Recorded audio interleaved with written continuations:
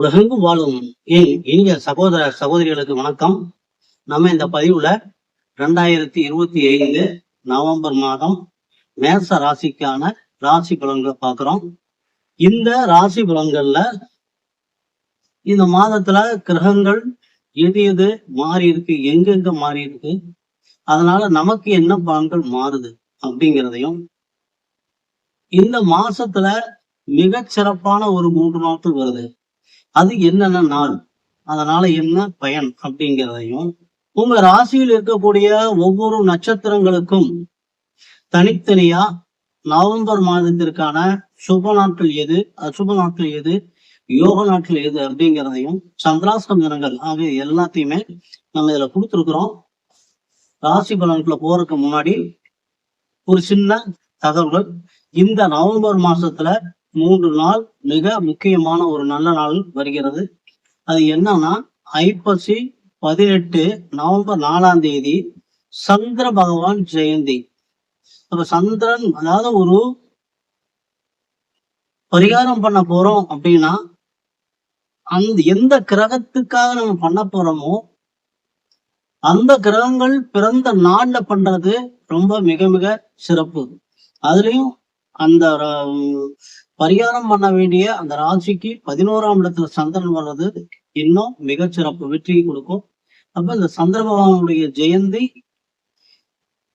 நமக்கு யாருக்கெல்லாம் ஜாதகத்துல சந்திரன் வீக்கா இருக்காரோ அவங்க எல்லாம் அந்த அன்னைக்கு வழிபடுறப்ப ஒரு நல்ல பலன்கள் கிடைக்கும். அடுத்தது ஐப்பசி 19 நவம்பர் 5ஆம் தேதி அன்னாபிஷேகம் நடக்குது. சிவபெருமானுக்கு அன்னாபிஷேகம். இந்த அன்னாபிஷேகத்துல கலந்துகிட்டு அதுல இருந்து கொஞ்சம் சாதம் கொடுப்பாங்க. அதை கொண்டுட்டு வந்து நம்ம வீட்டுல வச்சு சாப்பிடுறது அப்படிங்கிறது நமக்கு எப்பவுமே ஒரு உணவு பிரச்சனையே இருக்காது, அன்னத்துக்கு குறைவு இருக்காது அப்படிங்கிறது ஒரு ஐதீகம். அதுக்கு அடுத்தது பாத்தீங்கன்னா ஐப்பசி 26 நவம்பர் 12ஆம் தேதி கால பைரவ அஷ்டமி. கடன்கள் தீரணும்னா, எதிரிகள் இருந்து தொல்லைகள் விலகணும்னா நம்ம யாரை வணங்கணும் முதல்ல அப்படின்னா, முதல்ல கால பைரவரை தான் வணங்கணும். அப்படிப்பட்ட சிறப்பு வாய்ந்த கால பைரவனுடைய அஷ்டமியா நவம்பர் 12ஆம் தேதி வருது. இதை யாரும் தவற விட்டுறாதீங்க. கடன்கள் தீர்ந்து எல்லாம் சுகமா நல்ல ஒரு வாழ்க்கை அமையறதுக்கு இந்த நாள் உங்களுக்கு ஒரு பேர் உதவியா இருக்கும். சரி, இப்போ ராசி பலனை பார்க்கலாம். அன்பார்ந்த மேச ராசி நேயர்களே, உங்களுடைய ராசிக்கு பாக்கியஸ்தானத்திற்கும் அயன சயன போக விரயஸ்தானத்திற்கும் அதிபதியான குரு பகவான் அதிசாரமா உங்க சுகஸ்தானம் என்று சொல்லக்கூடிய 4ஆம் இடத்துல அமர்ந்து அருள்பாலித்து கொண்டிருக்கிறார்.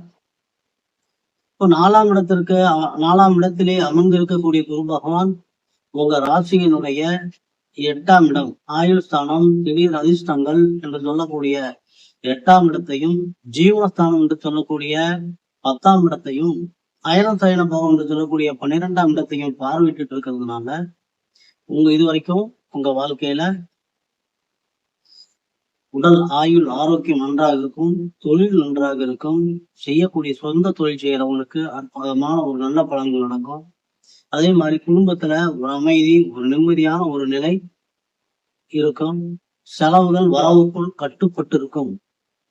இப்ப நவம்பர் 11ஆம் தேதி அதிசாரமாக வந்த குரு திரும்ப மிதுன ராசிக்கு 3ஆம் இடத்திற்கு வக்கரமாகி போறார்.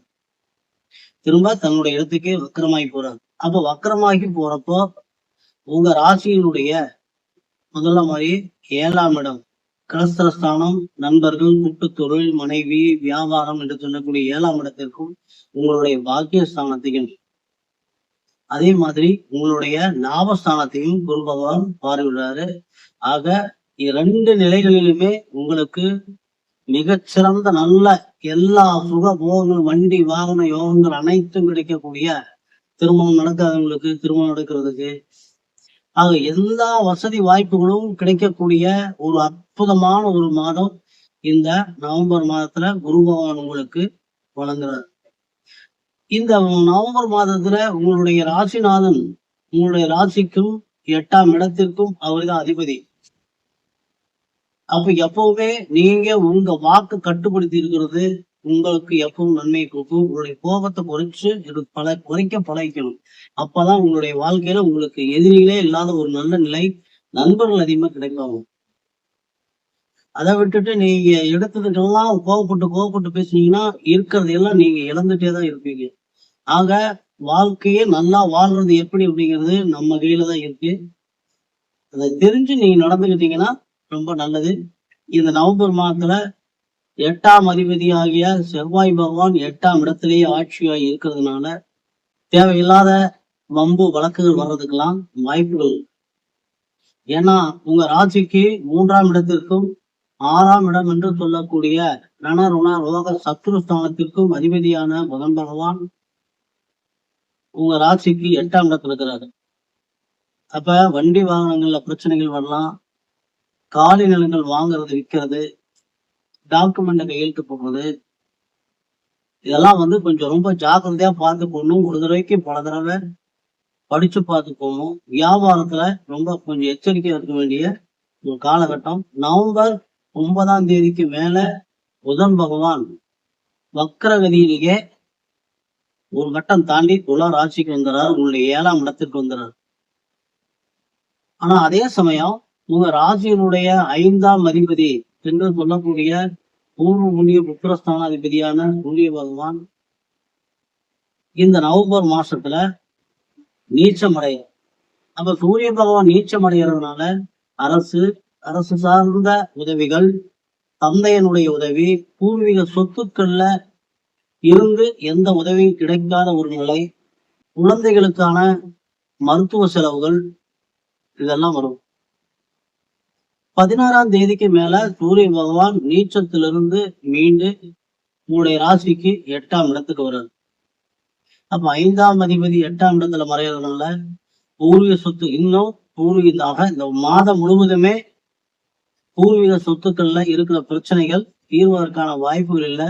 சூரியன் செவ்வாய் புதனோட சேர்ந்து 8ஆம் இடத்துல பயணிக்கிறதுனால இந்த மாதத்தினுடைய பிற்பகுதியில வெப்ப சம்பந்தமான நோய்கள் வருவதற்குண்டான வாய்ப்புகள் அதிகமா இருக்கு. தோல் வியாதிகள், அலர்ஜி, தோல்ல அலர்ஜி, இந்த மாதிரி பிரச்சனைகள் எல்லாம் வர்றதுக்கு கொஞ்சம் அதிகமா இருக்கு. கொஞ்சம் வெப்பத்தை குறைப்பதற்கு உண்டான உணவுப் பொருட்களை சாப்பிட்டுட்டு கொஞ்சம் உடலை வெப்பமடையாம பார்த்துட்டீங்கன்னா இந்த பிரச்சனையிலிருந்து நீங்க தப்பிச்சுக்கலாம். அடுத்து உங்க ராசிக்கு 2ஆம் இடத்திற்கும் 7ஆம் இடத்திற்கும் அதிபதியான தனம், வாக்கு, குடும்பம் என்று சொல்லக்கூடிய 2ஆம் இடத்திற்கும் 7ஆம் இடத்திற்கும் அதிபதியான மனைவி ஸ்தானம், கலத்திரஸ்தானம், வியாபாரம், நண்பர்கள் என்று சொல்லக்கூடிய 7ஆம் இடத்திற்கும் அதிபதியான சுக்கிர பகவான் 7ஆம் இடத்திலேயே ஆட்சி ஆகியிருக்கிறது ரொம்ப ரொம்ப சிறப்பு. ஆக குரு பகவானால இந்த மாதம் முழுவதும் மிகச்சிறந்த நன்மைகள் நடக்கிற அதே நேரத்துல சுக்கிர பகவானும் உங்களுக்கு நல்ல ஒரு ஆதாயத்தை கொடுக்கக்கூடிய அற்புதமான ஒரு நிலையில சுக்கிர பகவான் இருக்கிறார். அப்ப சுக்கிர பகவான் ஆடை ஆபரணம் விற்கிறவங்க, அதே மாதிரி பெண்கள் சம்பந்தமான லக்ஸூரியஸ் பொருள்களை விற்கிறவங்க, கலைத்துறையில இருக்கிறவங்க, சினிமா துறையில இருக்கிறவங்களுக்கு எல்லாம் இந்த நவம்பர் மாதம் ரொம்ப ஒரு அற்புதமான மாதம். மனைவியினுடைய சொத்துக்களான ஆதாயம் உண்டு, மனைவியால் ஆதாயம் உண்டு. வியாபாரம் செய்கிறவங்களுக்கு இப்போ பல வகையில நல்ல ஒரு மிகச்சிறந்த ஒரு நல்ல மாதம். ஆனா புதன் பகவான் 8ஆம் இடத்துல மறைஞ்சதுனால இந்த டாக்குமெண்ட் விஷயத்துல மட்டும் கையெழுத்து போடுறது, ஜாமீன் போடுறது, வண்டி வாகனத்துல போறப்போ ரொம்ப கொஞ்சம் எச்சரிக்கையா போறது, இந்த மாதிரி விஷயங்களை மட்டும் கொஞ்சம் கரெக்டா பாத்துட்டீங்கன்னா போதும். அடுத்து உங்க ராசிக்கு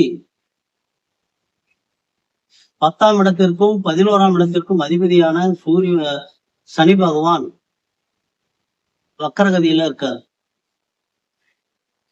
வக்கரகதியில இருக்கிறவர் நவம்பர் 29. ஆக இந்த நவம்பர் மாத இறுதியில வக்கரம் நிவர்த்தி ஆயிடுறாரு. இப்ப அது வரைக்கும் கொஞ்சம் வக்கரத்துலதான் இருக்காரு. உங்களுக்கு ஏற்கனவே 7.5 சனி ஆரம்பத்துல இருக்கிறதுனால யாருக்கெல்லாம் இந்த 7.5 சனியினுடைய 2வது சுற்று வருகிறதோ அவர்களுக்கெல்லாம் இது ஒரு அற்புதமான ஒரு காலகட்டம்.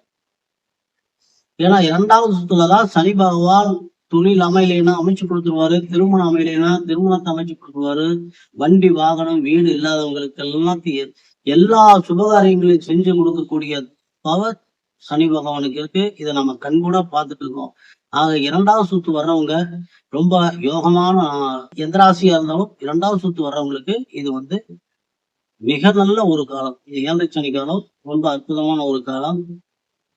ஆக சனி பகவானுடைய வழிபாடும் சபரிமலை சாத்தனுடைய வழிபாடும் எல்லை தெய்வங்களுடைய வழிபாடும் உங்களுக்கு ரொம்ப ரொம்ப அதுவும் நீர்நிலைகளுக்கு அருகில் உள்ள எல்லை தெய்வங்களை வழிபடுறது ரொம்ப சிறப்பா இருக்கும் உங்களுக்கு.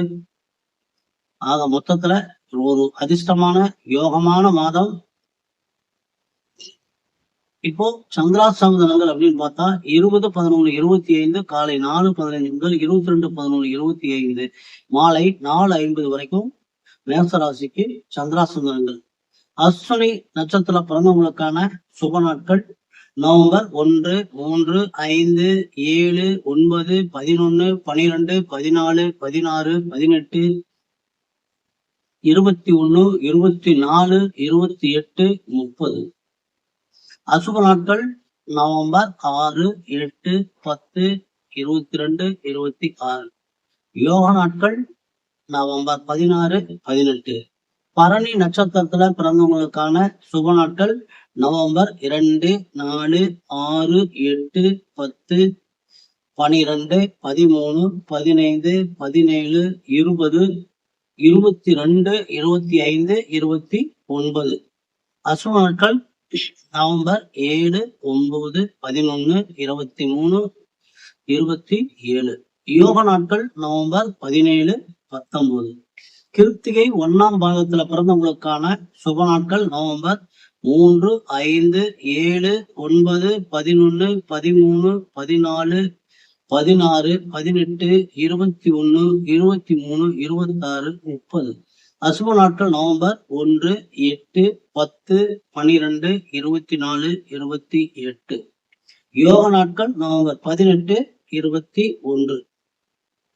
நம்ம சேனல்ல ராசி பலனை பார்த்துட்டு இருக்கிறவங்களுக்கு ஒரு முக்கியமான ஒரு செய்தி என்ன அப்படின்னா, காலையில விழித்தவுடன் கடவுளை வணங்குங்க. அதே மாதிரி நீங்க எல்லா வேலையிலையும் முடிச்சுட்டு உறங்க போறப்ப இன்னைக்கு என்னெல்லாம் செயல் நடந்ததோ அத்தனைக்கும் இறைவனுக்கு நன்றி சொல்லிட்டு உறங்க பழகுங்க. இது ஒரு நல்ல பழக்கம். உங்களுக்கு எல்லா வளங்களையும் உங்களுக்கு தானா தேடி இறைவன் அருள்வார். அப்படிங்கிறதுனால இந்த பழக்கத்தை தொடர்ந்து கடைபிடிங்க. மீண்டும் அடுத்த பதில சந்திக்கிற வரைக்கும் எல்லாம் வல்ல எம்பெருமான் முருகப்பெருமான் உங்களுக்கு எல்லா வளங்களையும் நலங்களையும் வாரி வழங்க வேண்டும் என்று வேண்டி இந்த பதிவினை நிறைவு செய்கிறோம். மீண்டும் அடுத்த பதிவில் சந்திப்போம்.